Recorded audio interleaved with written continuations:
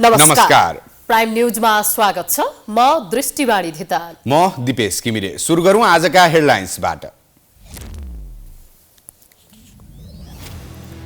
सत्ता गठबन्धनमा भागबण्डा मिलेपछि मन्त्री परिषद विस्तार। 4 जना उपप्रधानमन्त्री बनाएपछि चौतर्फी आलोचना। भागबण्डाकै लागि राज्य मन्त्री समावेशिताको बेवास्ता। प्रधानमन्त्रीले बोलाए सरकारलाई समर्थन गर्ने दलको बैठक। सभामुख राष्ट्रपति लगायतमा सहमति खोज्ने प्रयास। कांग्रेसलाई पनि विश्वासमा लिने पहल। पोखरा दुर्घटनामा ज्यान गुमाएका मध्ये 1 जना अझै बेपत्ता। 48 वटा शव काठमाडौँ ल्याइयो। प्रक्रिया पुर्याएर आफन्तलाई हस्तान्तरण गरिने।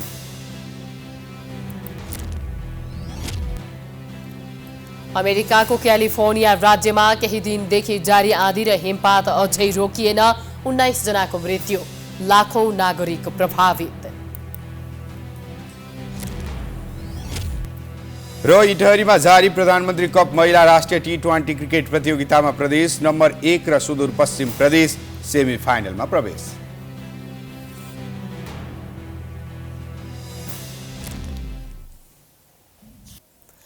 प्राइम न्यूज अब विस्तारमा। प्रधानमन्त्री पुष्पकमल दाहालले मन्त्री परिषद विस्तार गरेका छन्।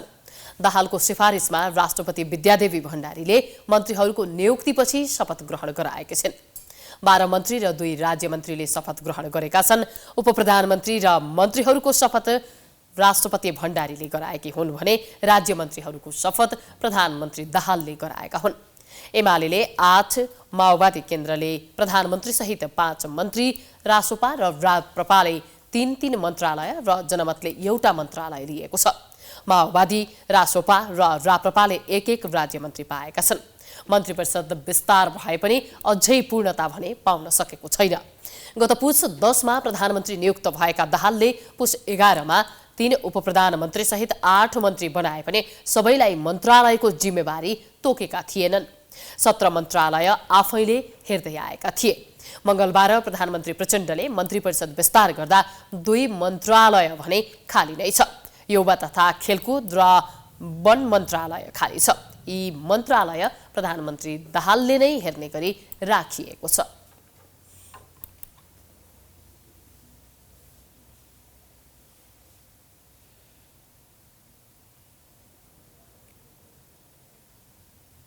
मन्त्री बनेपछि आश्वासन र प्रतिबद्धता व्यक्त गर्नु नेपालका राजनीतिज्ञको परम्परा नै हो। के कस्तो काम गर्छन्, कति सफल हुन्छन् त्यो त भविष्यले देखाउला। तर आज मन्त्री भएकाहरूले जनतालाई आशा देखाउने काम पनि गरेका छन्। एक रिपोर्ट। नवनियुक्त उपप्रधान एवं ऊर्जा जलस्रोत तथा सिंचाई मन्त्री राजेन्द्र लिङदेनले 5 वर्षीय रणनीति तयार पार्न 3 सदस्यीय कार्यदल बनाउने निर्णय गरेका छन्। योजनाबद्ध ढङ्गले काम गर्न सकियो भने ठोस नतिजा निकाल्न सकिने लिङदेनको विश्वास छ। संस्थाका देवी देवताहरू सम्झने जुन परम्परा छ, त्यही परम्परा अन्तर्गत हामी सबैको आराध्य देव पशुपति राज्यमा मन्त्री पदको शपथ ग्रहणपछि आफ्नो काम प्रारम्भ गर्नुभन्दा अगाडि पशुपति दर्शन गर्न। ऊर्जा मन्त्रालयको जिम्मेवारीले कसरी लिनुभएको छ मन्त्री? तपाईँको रोजेको मन्त्रालय हो कि? मन्त्रालयहरू कुनै पनि राम्रो नराम्रो भन्ने हुँदैन। सबै मन्त्रालयहरूको आफ्नो रूपमा आफ्नो महत्त्व हुन्छन् र त्यसमाथि पनि नेपाल जस्तो देशको लागि ऊर्जा मन्त्रालयहरू, ऊर्जा मात्र होइन, जलस्रोत सिँचाइ समेत सामेल छ। त्यो महत्त्वपूर्ण मन्त्रालयहरू जिम्मेवारी लिन पाउने मेरो लागि एउटा महत्त्वपूर्ण अवसर हो। नवनियुक्त परराष्ट्र मन्त्री डाक्टर बिमला राई पौडेलले परराष्ट्र नीति सुधारमा ध्यान दिने बताएकी छिन्। सन्तुलित परराष्ट्र नीतिका आधारमा अघि बढ्ने उनको भनाइ छ।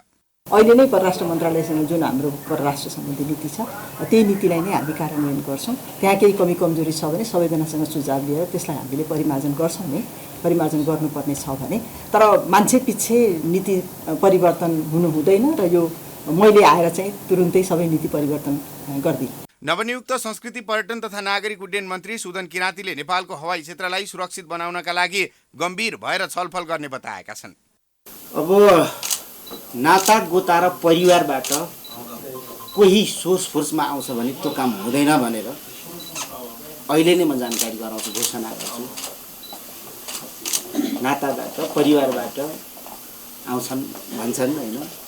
नवनियुक्त शिक्षा विज्ञान तथा प्रविधि मन्त्री शिशिर खनालले शैक्षिक गुणस्तर सुधारका लागि चाहिने आवश्यक नीति तथा कार्यक्रम छिट्टै ल्याउने बताएका छन्।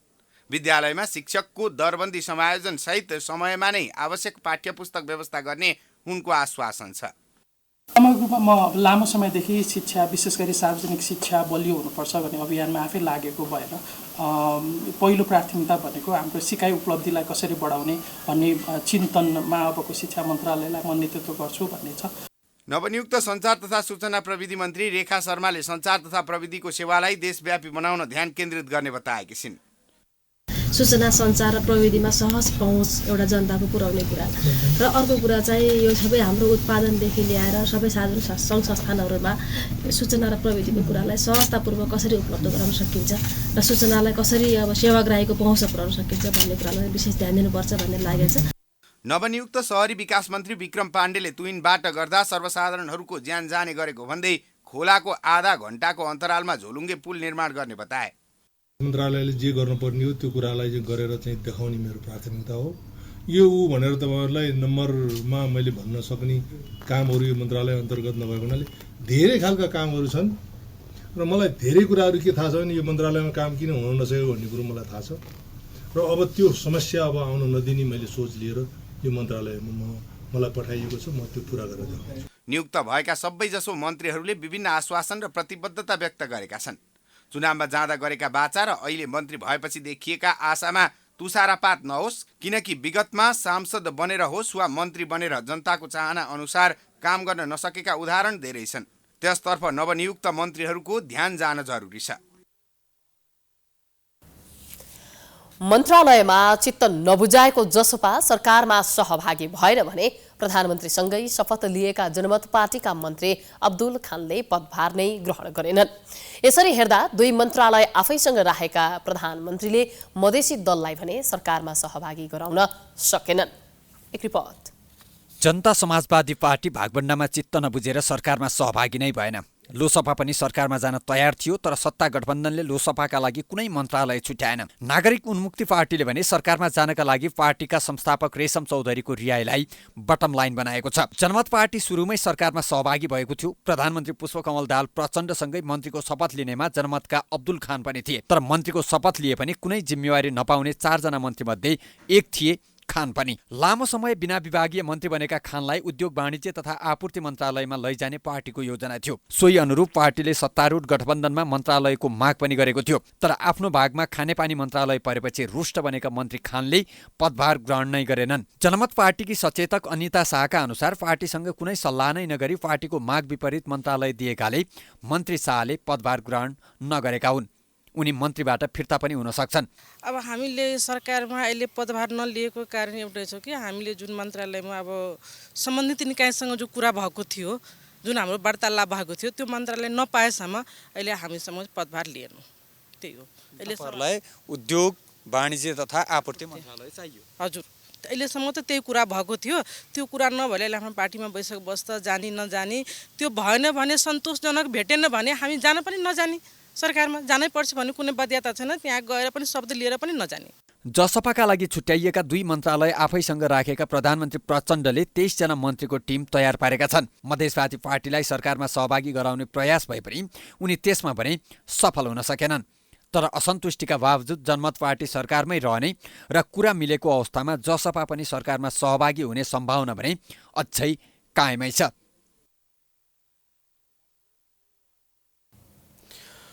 पुस 10 गते नेकपा एमाले सहित 7 दल र केही स्वतन्त्र सांसदको समर्थनमा माओवादी केन्द्रका अध्यक्ष पुष्पकमल दाहाल प्रचण्ड तेस्रो पटक प्रधानमन्त्री बनेका थिए। 2 पटक गरेर पूर्णता नजिक पुगेको प्रचण्ड सरकार राजनीतिक भागबण्डाका कारण खिचडी सरकारका रूपमा परिचित हुन थालेको छ। एक रिपोर्ट। तेस्रो पटक प्रधानमन्त्री बनेका माओवादी केन्द्रका अध्यक्ष पुष्पकमल दाहाल प्रचण्डमाथि लाग्ने गरेको एउटा आरोप हो अस्थिर राजनीतिका कारक। उनले यस्तो आरोपको खण्डन गर्दै आफू गतिशील भएको व्याख्या गर्छन्। 2074को निर्वाचनमा वाम गठबन्धन, 2079को स्थानीय तह र प्रदेश निर्वाचनमा काङ्ग्रेससँगको गठबन्धन र निर्वाचनपछि प्रधानमन्त्रीकै लागि एमालेसँग बनाएको नयाँ सत्ता गठबन्धनको गठजोडले अस्थिरता आफै पुष्टि गरिदिएको छ। यता प्रचण्ड सरकार समेत सत्ता टिकाउनका लागि बनाइएको अनौठो राजनीतिक गठजोडको खिचडी बनेको छ। आफूलाई समर्थन गरेका दल र नेता नबिच्कुन् भनेर उपप्रधानमन्त्री समेत 4-4वटा बनाइएका छन्। पिछडिएको क्षेत्रलाई अगाडि बढाएर देशको समृद्धिमा योगदान दिने दावी गरिरहेका प्रचण्डले कर्णाली प्रदेशका कुनै पनि नेतालाई मन्त्रीमा अवसर दिएका छैनन्। उपप्रधानमन्त्री एवं अर्थमा एमाले उपाध्यक्ष विष्णु पौडेल, उपप्रधानमन्त्री एवं भौतिक पूर्वाधारमा माओवादी वरिष्ठ उपाध्यक्ष नारायण काजी श्रेष्ठ, राष्ट्रिय स्वतन्त्र पार्टीका सभापति रवि लामिछानेले, उपप्रधान एवं गृह र राप्रपा अध्यक्ष राजेन्द्र लिङ्गदेन उपप्रधान एवं ऊर्जा मन्त्रीको जिम्मेवारी सहित प्रचण्ड सरकारका सारथी बनेका छन्। यति धेरै उपप्रधानमन्त्री किन, आवश्यकता वा सत्ता टिकाउने प्रपञ्च प्रश्न उब्जिएको छ। प्रश्न मात्रै उठेको छैन, प्रधानमन्त्रीको अनुपस्थितिमा एक उपप्रधानमन्त्री वा सिनियर मन्त्रीले नेतृत्वदायी भूमिका निर्वाह गर्नुपर्ने भए पनि भागबण्टा मिलाउन राखेका उपप्रधानमन्त्रीले राज्य कोषमाथि नै ठूलो भार बढाएका छन्। मन्त्रीको मासिक पारिश्रमिक 48,770 हुन्छ। सुविधाका लागि एउटा गाडी, 207 लिटर इन्धन र 20 लिटर मोबिल पाउँछन्। मासिक सञ्चार खर्च 3,000, अतिथि सत्कारका लागि मासिक 3,500 र राजधानी बाहिर जाँदा प्रतिदिन 3,000 भत्ता मन्त्रीले पाउँछन्। बिना औचित्य बनाएका 4 उपप्रधानमन्त्रीले मासिक पाउने तलब, आतिथ्य सत्कार र इन्धन सुविधाका नाममा मासिक राज्यकोषमा 36,000को व्यवहार बढाउनेछ। अझ मन्त्रीभन्दा एकजना सचिवालय सदस्य बढी राख्न पाउने नाममा समेत अर्को खर्च बढ्न सक्छ। सरकारलाई पारदर्शी, भ्रष्टाचार मुक्त र विकासमुखी बनाउने साझा सङ्कल्प गरेका सत्तारूढ दल र नेताहरूले जनतालाई प्रश्न उठाउने ठाउँ यहीँबाट दिएका छन्। पत्रकारिताको चर्चा र समर्थनलाई क्यास गर्दै राजनीतिक यात्रामा छलाङ मारेका राष्ट्रिय स्वतन्त्र पार्टीका सभापति रवि लामेछानेले समेत पिछडिएका निमुखालाई अघि बढाउने भ्रम छरेर आफ्नो भागमा परेका 4वटा मन्त्रालयमा खस आर्यलाई नै मन्त्री बनाउँदै समानुपातिक समावेशी सिद्धान्त लत्याएका छन्। यता एमालेबाट स्वास्थ्य तथा जनसङ्ख्या मन्त्रालयको जिम्मेवारी पदम गिरीले सम्हालेकै स्थानमा रासोपाले डाक्टर तोसीमा कार्कीलाई राज्यमन्त्री बनाएर भागबण्डा मिलाएको छ। राजा र हिन्दू राष्ट्रको वकालतबाट कहिल्यै नथाक्ने राप्रपा र अध्यक्ष राजेन्द्र लिङ्गदेन समेत गणतन्त्रवादी प्रचण्ड सरकारको सारथी बनेर गणतन्त्रका अंशियार बनेका छन्। कमल थापा र लिङ्गदेन अवसरका लागि उस्तै हुन् भन्न थालिएको छ। भलै राष्ट्रिय प्रजातन्त्र पार्टीका मन्त्री बनेकाहरूले शपथ लिएपछि पशुपतिनाथ मन्दिर पुगेर सिद्धान्त धार्मिक पृष्ठभूमिको सन्देश दिन भने भ्याएका छन्। ठेकेदार पृष्ठभूमिका विवादित पार्टी उपाध्यक्ष विक्रम पाण्डेलाई स्वार्थ बाजिने गरी शहरी विकास मन्त्री बनाउन सघाएको राप्रपाले सुशासन र जनमुखी विकास अनि भ्रष्टाचार नियन्त्रणको आफ्नै प्रतिबद्धता लत्याउने काम गरेको छ। समग्रमा हेर्दा प्रचण्ड सरकार नागरिकले खोजेको परिवर्तनको आभास गराउने, विकास र आर्थिक रूपमा देशलाई सबल बनाउने भन्दा सत्ताको गठजोडमै रुमलिने प्रश्न देखिन्छ। प्रधानमन्त्री पुष्पकमल दाहाल प्रचण्डले आह्वान गरेको सर्वदलीय बैठकमा राजनीतिक परिस्थितिमा फेरबदल आएकाले कसरी अगाडि बढ्न सकिएला भन्ने विषयमा छलफल भएको छ। पुष 26 गतेको संसदमा सरकारलाई विश्वासको मत दिने दलहरूलाई प्रधानमन्त्री प्रचण्डले मंगलबार दिउँसो बालुवाटार बोलाएका थिए। बैठकमा प्रधानमन्त्री दाहालले आफूलाई विश्वासको मत दिएकोमा सबै दलहरूलाई धन्यवाद दिए। साथै सरकारलाई दिएको विश्वासको मतलाई सम्मान गर्नु र सबैलाई मिलाएर अघि बढ्नु आफ्नो जिम्मेवारी भएको बताउँदै प्रतिपक्षले पनि सरकारलाई विश्वासको मत दिने परिस्थिति मौलिक भएको र त्यसले राष्ट्रिय सहमतिको सन्देश दिएको दाहालको भनाइ छ। प्रधानमन्त्रीले सरकार गठनदेखि विश्वासको मत प्राप्त गर्दासम्म राजनीतिक परिस्थितिमा फेरबदल आएको भन्दै बदलिएको परिस्थितिमा के कसरी अगाडि बढ्न सकिएला भन्ने विषयमा नेताहरूको सुझाव मागेका थिए। बैठकमा नेपाली कांग्रेस, नेकपा एमाले, राष्ट्रिय स्वतन्त्र पार्टी, राप्रपा, जनमत पार्टी, नेकपा एकीकृत समाजवादी लगायत सरकारलाई विश्वासको मत दिने दलका नेताहरूले आफ्नो धारणा प्रस्तुत गरेका थिए।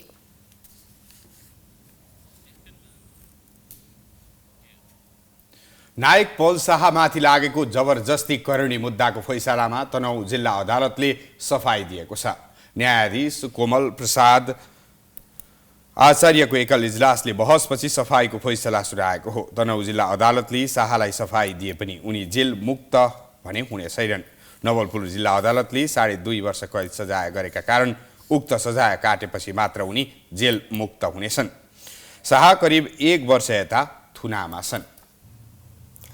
प्रतिनिधि सभाको सभामुखको चयन पर्सि बिहीबार हुँदैछ। सत्ता समीकरणका कारण सभामुख एमाले पाउने निश्चित भए पनि एमाले भित्र आकांक्षी धेरै भएका कारण सभामुख चयनमा एमालेमा सकस छ। उता सरकारलाई विश्वासको मत दिएको कांग्रेसले पनि सभामुखका लागि प्रधानमन्त्री पुष्पकमल दाहाल प्रचण्डलाई दबाब दिइरहेको छ। नेकपा एकीकृत समाजवादीले पनि कांग्रेससँग सहमति भए सांसद राजेन्द्र पाण्डेलाई सभामुखको उम्मेद्वार बनाउने तयारी गरेको छ। एक रिपोर्ट। व्यवस्थापिका संसदको प्रमुख व्यक्ति नै सभामुख हुने हुँदा सो पद हात पार्न राजनीतिक दलका नेताहरू लागि परेका छन्। शक्ति सन्तुलनको भूमिका खेल्ने, सरकारका काम कारबाहीको अनुगमन गर्ने तथा संवैधानिक परिषदको सदस्य सभामुख हुने संवैधानिक व्यवस्थाका कारण सभामुख पद हात पार्न विशेष गरेर एमाले, कांग्रेस तथा नेकपा एकीकृत समाजवादी लागि परेका छन्। प्रतिनिधि सभाले 5 गते सभामुख चयन गर्ने कार्यतालिका छ। प्रचण्ड नेतृत्वको सत्ता गठबन्धनको बहुमत भएको कारण सभामुखमा नेकपा एमाले पूर्व सहमति अनुसार सभामुख पाउने र कुनै चमत्कारिक घटना नभए जित्ने पनि निश्चित छ। तर एमालेमा धेरै आकांक्षीका कारण सभामुख चयनमा सकस भइरहेको छ। एमालेमा सभामुखका लागि पृथ्वी सुब्बा गुरुङ, विद्या भट्टराई, छविलाल विश्वकर्मा, रघु पन्त, देवराज घिमिरे आकांक्षी छन्। आकांक्षी धेरै भएपछि अध्यक्ष केपी शर्मा ओलीले उपाध्यक्ष सुभाष नेमाङलाई सभामुख बनाउन चाहेका थिए, तर उनले अस्वीकार गरिदिए। कांग्रेसले पनि प्रचण्डलाई विश्वासको मत दिएको भन्दै सभामुखमा दाबी पेश गरिसकेको छ।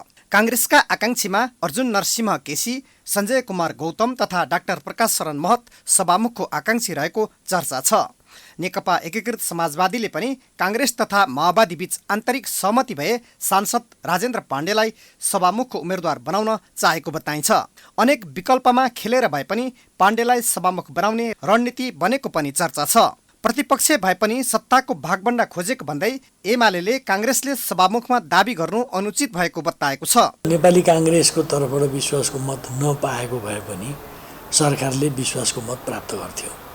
अर्थात् यो विश्वासको मत प्राप्त गर्न नसकेर सङ्कटमा पर्दैन थियो। यो कांग्रेसका नेताहरूले बुझ्नुहुन्छ। उहाँहरूले दिनुभयो, राम्रो हो, ठिक छ। यो वास्तवमा प्रारम्भ भएको छ, यसप्रति सकारात्मक प्रतिक्रिया व्यक्त गरौँ भनेर उहाँहरूले दिनुभयो। यसलाई अन्यथा टिप्पणी गर्नु हुँदैन, ठिकै छ। तर त्यो बापत भनेर च्याखे यदि थापेको हो भने त्यो च्याखे पर्छ जस्तो लाग्दैन। प्रचण्डलाई विश्वासको मत दिएर गुण लगाएको कांग्रेसले भने सभामुख आफ्नो पक्षमा पार्ने वातावरण बनाउन सबै दलसँग छलफल गरिरहेको बताएको छ। सभामुखको निर्वाचनमा हामी अगाडि बढ्छौँ। त्यसका लागि हामी विभिन्न दलहरूसँग संवाद गर्छौँ, छलफल गर्छौँ र तदनुरूप हामी उम्मेदवारी दिने कि नदिने भन्ने कुरा निष्कर्षमा पुगेर हामी प्रतिस्पर्धामा अगाडि बढ्छौँ। नेकपा एमाले कांग्रेसप्रति कठोर भन्दा नेकपा माओवादी केन्द्र भने कांग्रेसप्रति लचिलो बनेको छ। माओवादीले सभामुख पदमा उम्मेदवारी नदिने भएको कारण उसको भोट क्रस गरेर आफ्ना उम्मेदवारलाई जिताउने सम्भावना बढाउने चाहना कांग्रेस तथा एकीकृत समाजवादीको छ।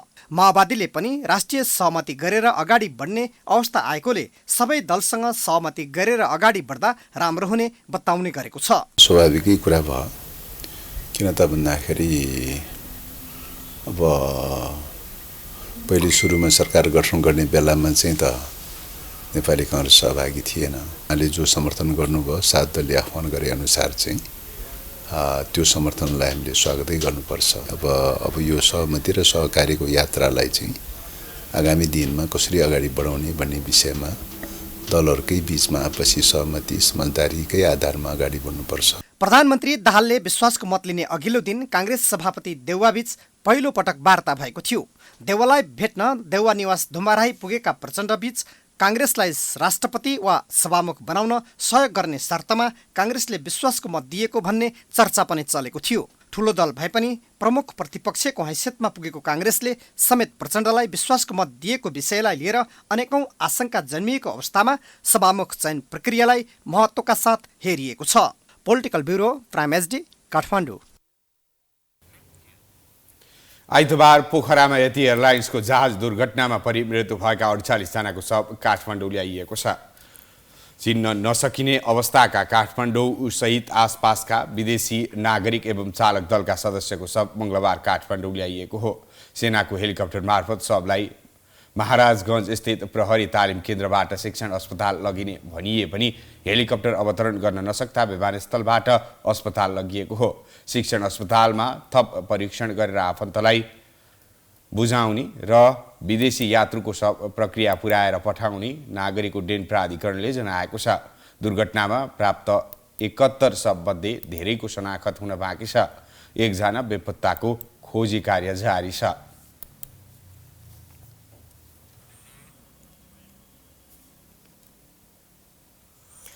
सरकारी स्वामित्वको संस्था नाजुक अवस्थामा पुगेको एक दृष्टान्त बनेको छ साझा प्रकाशन। कुनै बेला आफ्नो कृति छाप्न साझा प्रकाशनमा सोर्स फोर्स लगाउनु पर्ने अवस्था थियो, तर अहिले प्रकाशन कर्मचारीलाई तलब पनि खुवाउन नसक्ने अवस्थामा पुगेको छ। एक शताब्दी पार गरिसकेको गौरवपूर्ण संस्था कसरी यस्तो अवस्थामा पुग्यो, हेरौं यो रिपोर्ट। साझा प्रकाशन विशेष गरी साहित्यिक पुस्तकहरू प्रकाशन गर्ने संस्था हो। महाकवि लक्ष्मीप्रसाद देवकोटाको पालादेखि नै अन्य लब्ध प्रतिष्ठित साहित्यकारहरूको समेत कृति प्रकाशन गरेको एकमात्र संस्था हो साझा प्रकाशन। यस्तो इतिहास बोकेको यो संस्था अहिले नाजुक अवस्थामा पुगेको छ। आफ्नो लेख प्रकाशन गर्न पाण्डुलिपि बोकेर लामो समयसम्म पर्खेर बस्ने लेखकहरूको रोजाइमा अहिले साझा प्रकाशन पर्दै पर्दैन। साझा प्रकाशनलाई छाडेर अहिले लेखकहरू निजी प्रकाशन गृहबाट आफ्ना कृति छपाउन तल्लिन छन्। यो संस्थाले अहिले लेखकहरूसँग पाण्डुलिपि माग्नुपर्ने अवस्था आएको छ। साझा प्रकाशनको लाखौंको पुस्तकहरू भण्डार गर्ने भवन समेत भत्किसकेको अवस्थामा छ भने छापिएका कयौं पुस्तकहरू गोदाममा धमिराले खाएको अवस्थामा छन्।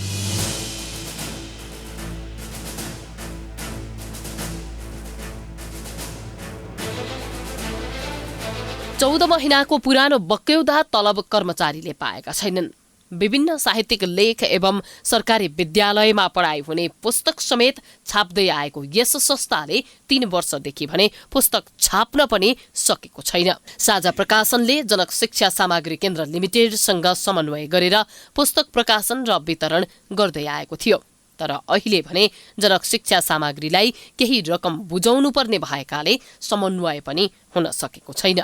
पहिला देशव्यापी रूपमा पुस्तक प्रकाशन गरिरहेको साझा प्रकाशनमा सरकारले नै पुस्तक छाप्न नदिएपछि पुस्तक प्रकाशन नहुँदा त्यहाँको आर्थिक अवस्था नाजुक बनेको साझा प्रकाशनले बताएको छ। पहिले एकदमै राम्ररी देशव्यापी रूपमा वितरण गरिरहेको छापिरहेको संस्थालाई नियमित काम नभइसकेपछि त्यसको आर्थिक अवस्थामा अलिकति अप्ठ्यारोपन आयो। 2077 सालमा नयाँ सञ्चालक समिति गठन भएपछि संस्था जुर्मुनाउन खोजे पनि सरकारी पक्षकै असहयोगका कारण कुनै प्रगति भएको छैन। किताबहरू आइरहेको जस्तो गत वर्ष पनि हामी सरकारसँग गयौँ। सरकारमा शिक्षा मन्त्रालयमा जाँदाखेरि शिक्षा मन्त्रालयबाट संसदमा प्रतिनिधि सभामा र राष्ट्रिय सभामा पनि मन्त्रीज्यूले के भन्नुभयो भने अबदेखि साझा प्रकाशनबाट 11 र 12 को पुस्तकहरू छाप्ने र वितरण गर्ने काम हुनेछ भनेर भन्नुभयो, तर त्यो अख्तियारी अहिलेसम्म हामी कहाँ आइपुगेको छैन। साझा प्रकाशन जस्तो प्रतिष्ठित संस्थाको यस्तो हालत हुनुमा राजनीतिक हस्तक्षेप प्रमुख कारण भएको बताइन्छ। साझा प्रकाशनको स्थापना विक्रम सम्वत 1970 सालमा गोर्खा भाषा प्रकाशिनी समितिको नाममा भएको थियो। उक्त समितिको नाम विक्रम सम्वत 1990 मा नेपाली भाषा प्रकाशिनी समिति रहन गयो। विक्रम सम्वत 2021 साल मङ्सिर 17 गतेदेखि भने उक्त संस्था साझा प्रकाशनको नामबाट सञ्चालित हुँदै आएको छ। साझा प्रकाशनले 2039 साल पुस महिनादेखि नियमित रूपमा गरिमा मासिकको प्रकाशन गर्दै आएको छ। गौरवमय इतिहास बोकेको साझा प्रकाशनको हालत अहिले जीवन र मृत्युसँग लडिरहेको बिरामीको जस्तै भएको छ। लाखौं लेखहरू प्रकाशन हुने यस संस्थाको दुरावस्था हुनु एकदमै दुखनीय छ। प्राइम टेलिभिजनका लागि क्यामेरामा दिलमन्यु सिलवालका साथ सबिना कार्की, ललितपुर। अहिलेसम्म जसले स्वास्थ्य मन्त्रालयको जिम्मेवारी सम्हाले पनि खासै प्रभावकारी काम नगरेको भन्ने आम गुनासो छ। अहिले फेरि स्वास्थ्य मन्त्रीका रूपमा पदम गिरी र राज्य मन्त्रीमा राष्ट्रिय स्वतन्त्र पार्टीकी डाक्टर तोसीमा कार्की आएका छन्। उनीहरूले स्वास्थ्य क्षेत्र सुधार गर्न सक्लान् त? हेरौं यो रिपोर्ट। स्वास्थ्य सेवा नागरिकको मौलिक अधिकार हो, तर स्वास्थ्य क्षेत्र सुधारको विषय कहिले प्राथमिकतामा परेको पाइँदैन। आधारभूत स्वास्थ्य सेवाबाट समेत नागरिक वञ्चित हुनु परेको छ। स्वास्थ्य सेवा अत्यन्त महँगो छ। सामान्य उपचारका लागि पनि लामो समय पालो कुर्नुपर्ने बाध्यता भद्रकोट स्वास्थ्य प्रणालीप्रति नागरिक आजित छन्। स्वास्थ्य क्षेत्रलाई हाँक्न सक्ने दक्ष अनुभवी व्यक्ति नहुनु, स्वास्थ्य क्षेत्रलाई पनि राजनीतिकरण गर्नु लगायतका कारण उकासिन नसकेको स्वास्थ्य क्षेत्रको सुधारका लागि छोटो समयका लागि मन्त्रालयको जिम्मेवारी सम्हालेका मन्त्री र राज्य मन्त्रीले काया पलाट्ने गर्छौं भन्ने अभिव्यक्तिका साथ जिम्मेवारी सम्हाल्छन्। नवनियुक्त स्वास्थ्य मन्त्री पदम गिरीले पदबाली सँगालेसँगै यस्तो प्रतिबद्धता जनाएका छन्। सबै जनताको पहुँचमा स्वास्थ्य सेवालाई पुर्याउनु पर्नेछ, गुणस्तरीय स्वास्थ्य सेवा। त्यसका लागि चाहिँ मैले भनिहालेँ, अहिले जति पनि हाम्रा चाहिँ अस्पतालहरू छन्, स्वास्थ्य चौकीहरू छन्, जुन स्वास्थ्य निकायहरू छन्, त्यसलाई हामीले स्ट्रेन्थनिङ गर्नुपर्नेछ, त्यसलाई स्रोत साधन सम्पन्न बनाउनु पर्नेछ। त्यसबाट प्रभावकारी गुणस्तरीय सेवा दिने स्थितिमा ती संस्थाहरूलाई पुर्याउनु पर्नेछ। यसतर्फ हाम्रो पर्याप्त मात्रामा ध्यान जान्छ भन्ने एउटा।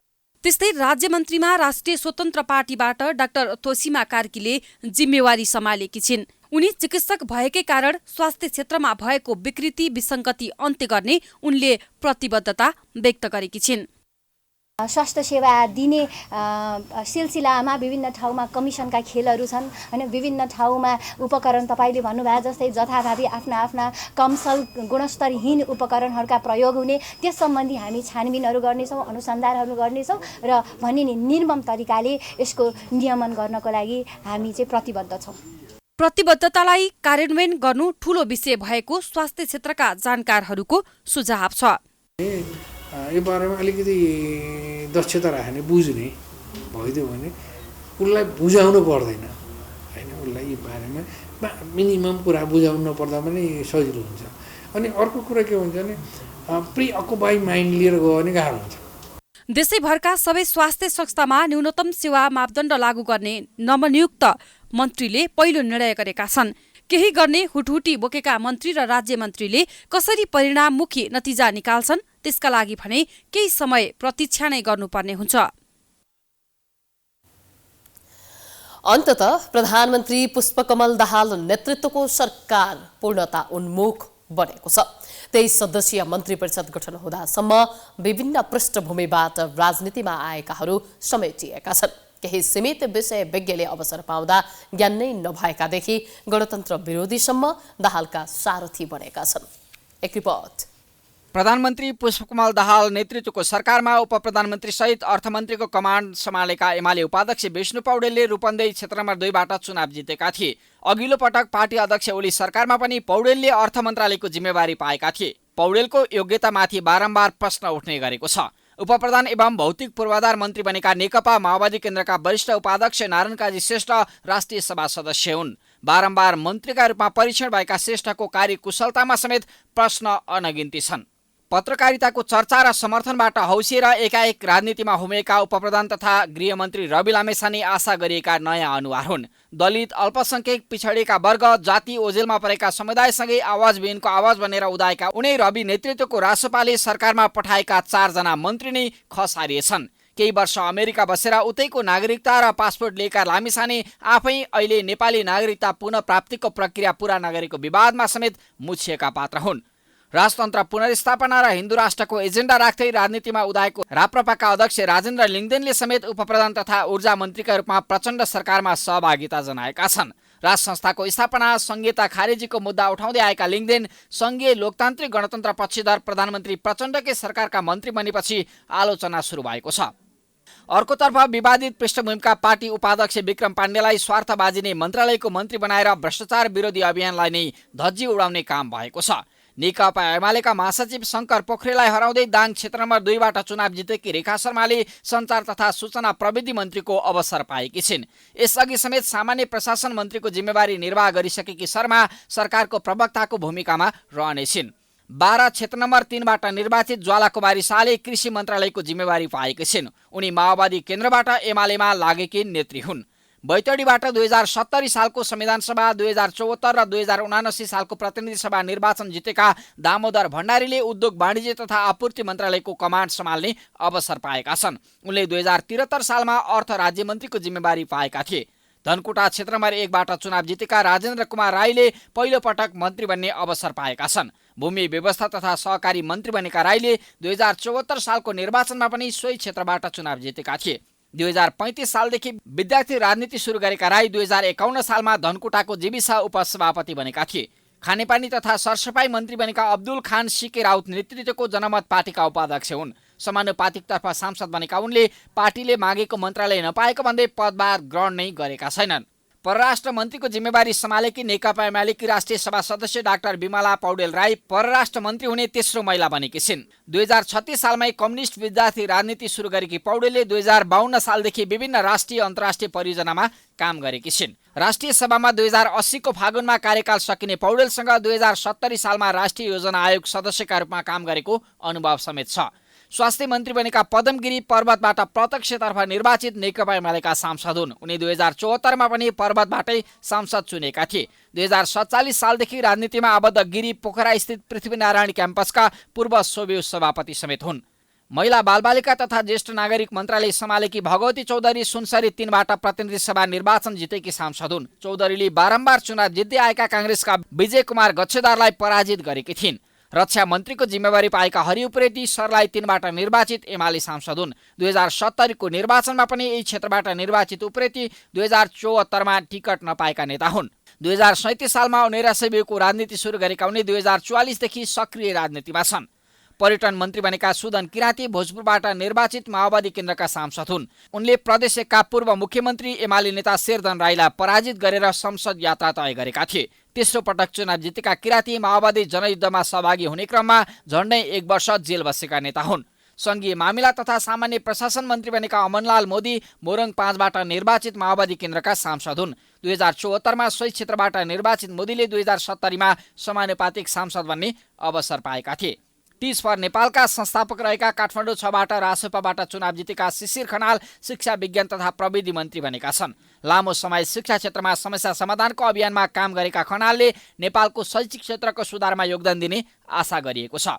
जापानमा रहेर श्रम तथा रोजगारका क्षेत्रमा काम गरेका डोल प्रसाद अर्यालले रासोपाबाट श्रम रोजगार तथा सामाजिक सुरक्षा मन्त्रालयको नेतृत्व सम्हाल्ने अवसर पाएका छन्। रेमिट्यान्स व्यवसायी समेत रहेका र समानुपातिकबाट सांसद बनेका अर्याल राष्ट्रिय स्वतन्त्र पार्टीका उपसभापति समेत हुन्।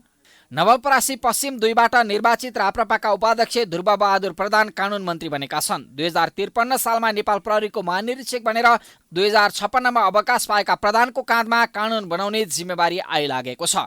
पर्यटन राज्यमन्त्री बनेकी सुशीला श्रीपाली 2046 देखि कम्युनिस्ट आन्दोलनमा लागेकी हुन्। 2054 सालसम्म भारतमै रहेर माओवादी आन्दोलनमा सहभागी हुने 2068 मा दलित आयोगको सदस्य भएकी थिइन्। दलित कोटाबाट मन्त्री बने उनी एक्लै पात्र हुन्। चिकित्सा शिक्षा सुधारका लागि डाक्टर गोविन्द केसीले गरेको सत्याग्रह अभियानमा सक्रिय राष्ट्रिय स्वतन्त्र पार्टीकी सांसद डाक्टर तोसीमा कार्कीले स्वास्थ्य राज्यमन्त्री बन्ने अवसर पाएकी छिन्।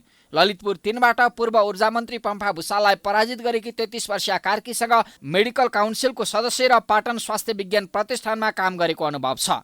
ऊर्जा राज्यमन्त्री बनेका दीपक बहादुर सिंह मकवानपुर 1 बाट निर्वाचित सांसद हुन्। उनले नेकपा एमालेको चुनाव चिन्ह लिएर उम्मेद्वार बनेका कमल थापा र काङ्ग्रेसका डिना उपाध्यायलाई पराजित गरेका थिए। गत वैशाखको निर्वाचनमा भने सिंह हेटौँडा उपमहानगरको मेयरमा पराजित भएका थिए।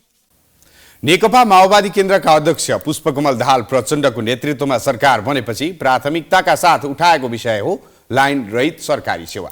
तर मन्त्रीहरूले स्ट्यान्ड गर्नुबाहेक सेवाग्राहीलाई लाइनमा बस्न नपर्ने गरी प्रभावकारी व्यवस्था मिलाउन सकेका छैनन्। आज पनि निकै भिडभाड हुने यातायात कार्यालय एकान्त कुना हामी पुगेका छौँ, जहाँ प्रदूषण चेक जाँच गर्नका लागि बिहान 7 बजेदेखि नै चालकहरू लाइनमा बसिरहेका भेटिए। आखिर कहाँ चुकेको छ त सरकार अनि यातायात कार्यालय? हेरौँ यो रिपोर्ट।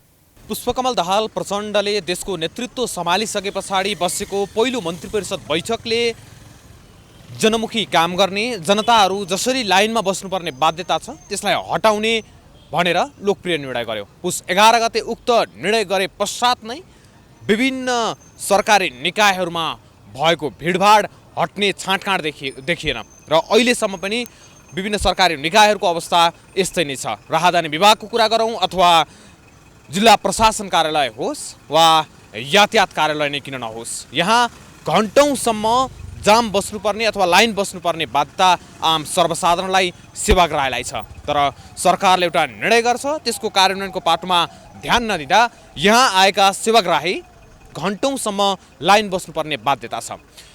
प्रदूषण चेक जाँच गर्नको लागि लामो समय भयो यहाँ निरन्तर रूपमा सवारी साधनहरू आइरहेको। उनीहरू एक दिन भएन भने अर्को दिन गरेर बारम्बार यहाँ आउनुपर्ने बाध्यता छ र अहिले पनि घन्टौँ लाइन बस्दा बल्ल पालो पाउने आशमा आम सेवाग्राहीहरू छन् र यहाँ एकान्त कुना यातायात कार्यालय एकान्त कुनाको कुरा गरिरहँदा झन्डै 1 किलोमिटरभन्दा धेरै सवारी साधनहरूको प्रदूषण चेक जाँचको लागि लाइन बसिरहेका छन्। दुःख त अब अलिअलि भएकै हो है। अब हामीले सोचेका जस्तै त अब यहाँ अब सुविधा त छैन। हामीले जस्तो अब यो यस्तो के कर सर जे हामीले जति पनि तिर्नुपर्ने सबै तिरेर पनि हामीले भने जस्तो त हामीलाई त्यति सुविधा छैन होइन हजुर। अब अरू भन्नु के छ, लाइन लाग्नुपर्ने हजुर। आफूले सरकारले तिर्ने पैसा भनौँ न, सरकारसँग लिनुपर्ने भयो भने त के होला है। म 7 बजेदेखि बसेको आज लाइन, शास्त्रीखेर लाइन बिहानदेखि बसेको 7 बजेदेखि। दुःख छ नै छैन। अब पैसालाई पनि अब पर्सन ल्याउने पनि दुःख छ, पैसा ल्याउनलाई पनि दुःख छ हामीले दिनलाई। सरकारले त राम्रो बन्दोबस्त गरिदिएको हुन्थ्यो। अब दुःख त धेरै नै दुःख छ। बिहानदेखि लाइन बस्नुपर्छ, त्यही पनि अब यहाँ गाडीहरू फेरि बिचबाट छिराएर अब कुनै बेला अब डिस्कस पर्छ, हल्का फुल्का झैझगडा हुन्छ, त्यस्तो हुन्छ। यसको लागि सरकारले केही न केही विकल्प खोज्यो भने धेरै राम्रो हुन्थ्यो। हाम्रो के भन्नु, यसलाई अब अलिकति बिस्तारले छिटो होइन अलिक सहज ढङ्गले गरिदिनु होला भन्न चाहन्छु। गत मङ्सिर 22 गते वातावरण विभागले एक सूचना जारी गर्यो र पुस 1 गतेदेखि वातावरण प्रदूषण पास नभए अर्थात् यदि सवारी साधनले धुवाँ फालेको भेटेमा 1 लाखसम्म जरिवाना गर्ने भनेर एउटा सूचना निकाल्यो। त्यस पछाडि यहाँ निरन्तर रूपमा भिडभाड बढिरहेको छ। तर अझै अचम्मको कुरा त के छ भने यहाँबाट हरियो स्टिकर लिएर गएको सवारी साधन पनि वातावरण विभागको छड्केमा परेमा 1 लाखसम्म जरिवाना हुनेछ। र दुईटा सरकारी निकाय बीचको यस्तो खालको निर्णय, यस्तो खालको समन्वयात्मक भूमिकाको कमीको कारणले गर्दा सवारी साधन धनीहरू सधैँ मारमा परिरहेका छन् र यो यसरी घन्टौँ लाइन बस्नुपर्ने बाध्यता दुई सरकारी निकायहरू बीचको जुन समन्वयको अभाव भइरहेको छ यसलाई परिपूर्ति गर्नको लागि यातायात कार्यालयले के गरिरहेको छ त? हाम्रो वर्किङ आवर थोरै बढाएका छौँ, 1 घन्टाले वर्किङ आवर बढाएका छौँ। यदि चाहिँ कुनै सवारी साधनहरूको लामो लाइन भएर त्यो दिन 4 बजेसम्म अफिस आवरमा भ्याइएन भने थप 1 घन्टा बसेर भए पनि हामी सवारी साधनलाई फर्काउँदैनौँ। अब यो लाइन म्यानेजमेन्ट त तत्काललाई चाहिँ यो कार्यालयले दिने सेवा अहिलेको जनशक्तिको आधारमा हामीले गर्न सक्ने जति चाहिँ गरेका छौँ। अब यसमा पोलिसी नै नयाँ पोलिसी आएर अर्कै किसिमले गर्ने अथवा नयाँ कार्यालयहरू थप भयो भने चाहिँ यो प्रोपर यसको म्यानेजमेन्ट हुन्छ भन्ने लाग्छ मलाई। सरकारले एक प्रकारको घोषणा त गर्छ तर त्यसलाई कार्यान्वयन गर्ने विषयमा खासै सोचेको पाइँदैन र विभिन्न नीति नियमहरू बनाउनु पर्ने सट्टा उसले घोषणा मात्र गर्ने र कर्मचारीमाथि मात्र दोष थुपार्ने गरिरहेको छ। यो विषयमा सरकारले निर्देशन दिने मात्र, घोषणा गर्ने मात्र नभएर त्यसलाई वास्तवमै कार्यान्वयनको तहसम्म पुग्नको लागि के तयार गर्नुपर्छ, पूर्वाधार निर्माण होस् अथवा नीतिगत रूपमा तयार हुनुपर्ने अवस्थालाई मध्यनजर गर्दै त्यो विषयमा सरकार पनि तयार रहनुपर्छ। अब स्पोर्ट्स न्यूज।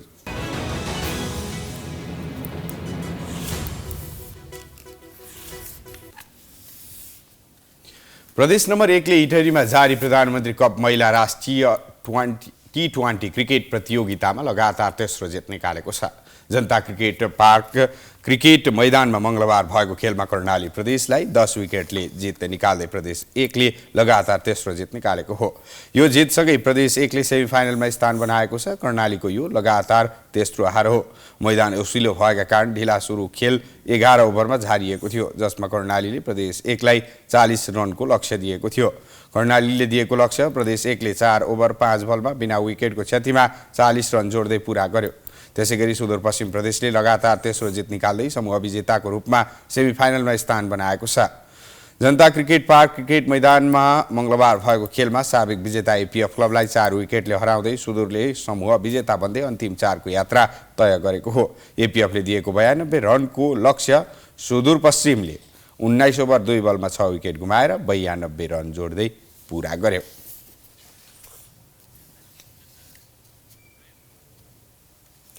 हामी प्राइम न्यूजको अन्त्यमा आइपुगेका छौं। जाँदा जाँदै हेडलाइन्स पुनः एकपटक।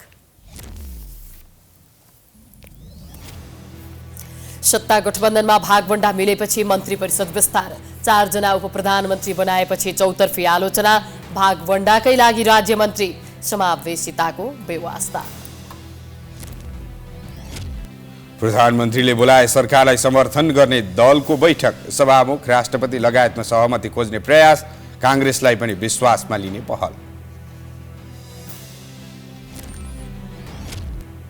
पोखरा विमान दुर्घटनामा ज्यान गुमाएका मध्ये 1 जना अझै बेपत्ता। 48 वटा शव काठमाडौँ ल्याइयो। प्रक्रिया पुर्याएर आफन्तलाई बुझाइने तयारी। अमेरिकाको क्यालिफोर्निया राज्यमा केही दिनदेखि जारी आँधी र हिमपात अझै रोकिएन। 19 जनाको मृत्यु, लाखौं नागरिक प्रभावित।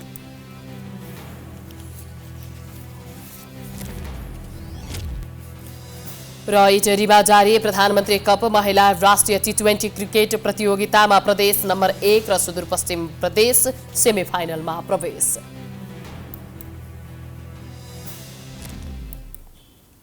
प्राइम न्यूज अहिलेलाई सकियो। यसपछिको प्रस्तुति जनता जान्न चाहन्छन् ऋषि धमलाको साथमा। हेर्दै गर्नुहोला प्राइम टेलिभिजन। नमस्कार।